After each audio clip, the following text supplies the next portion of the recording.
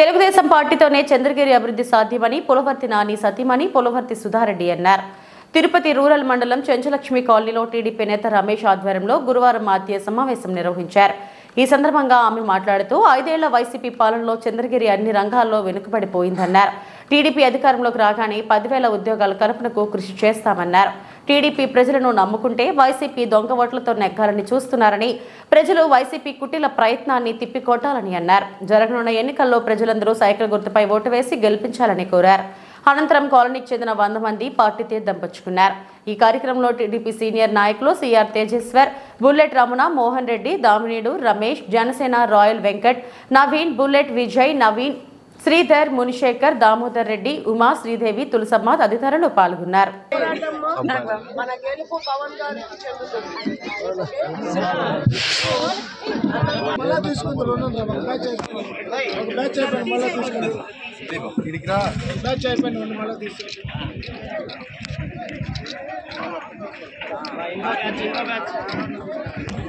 మీరందరూ సైకిల్ గుర్తు మీద ఓటేసి నాని గారిని అఖండ మెజారిటీతో గెలిపించి మన సిబిఎన్ గారికి గిఫ్ట్ గా ఇవ్వాలని ఇక్కడున్న ప్రతి చిన్న పెద్ద తల్లిదండ్రులను అందరినీ నేను రిక్వెస్ట్ చేస్తున్నా.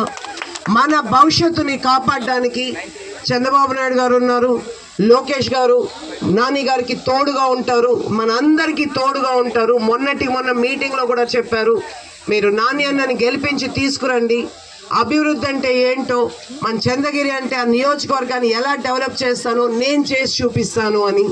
మనకు కావాల్సింది మన జీవితం, మన బిడ్డల జీవితం మంచిగా ఎదగాలని. సో నేను అందరినీ ప్రార్థిస్తున్నా, ఇంకొకసారి కూడా దయచేసి మోసపోకండి. మీరు వేసే ఓటు ఇక్కడ ఎంతో మంది జీవితాలు ఆధారపడి ఉంది. 30 సంవత్సరాల నుంచి గెలుపు కోసం ఆరాటపడే మేమున్నాం. భావితరాల 30 సంవత్సరాలు పెళ్లిళ్ళు చేసుకొని జీవితాలు సెటిల్ అయ్యే యువత ఉంది. ఇక్కడ ఉన్న ప్రతి తల్లి తండ్రి ఆలోచించుకోండి, మనం వేసే ప్రతి ఓటు మన బిడ్డల కోసం, బిడ్డల భవిష్యత్తు కోసం. సో మీ అందరూ ఇక్కడ ఉన్నారని ధైర్యంగా నేను ఈ మీటింగ్ కంప్లీట్ చేసుకొని ఇంకో మీటింగ్కి వెళ్తూ ఉన్నాను. మళ్ళీ రావడానికి కుదరదు. గుర్తుపెట్టుకొని 13వ తారీఖు పొద్దున్నే లేట్గా వెళ్తే మన ఓట్లు వేసేసుకుంటారు వాళ్ళు. అట్లా దొంగలు ఉన్నారు, దొంగ ఓట్లు, ఆస్తులు కాజేసే దొంగలు కాకుండా ఓట్లు కాజేసే దొంగ ఉన్నారు ఇక్కడ. దయచేసి నేను 11కి వెళ్తా, వంట చేసి 2 గంటలకు వెళ్తాను ఆలోచించకండి.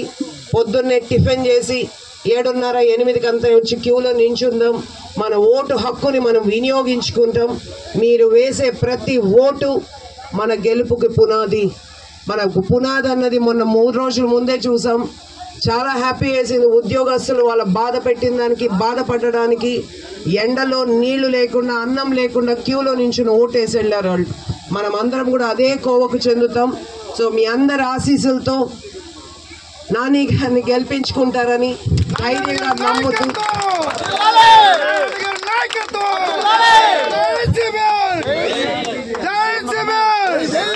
సో ఇదే ఉత్సాహం రేపు పోలింగ్ బూతుల దగ్గర ఉండండి.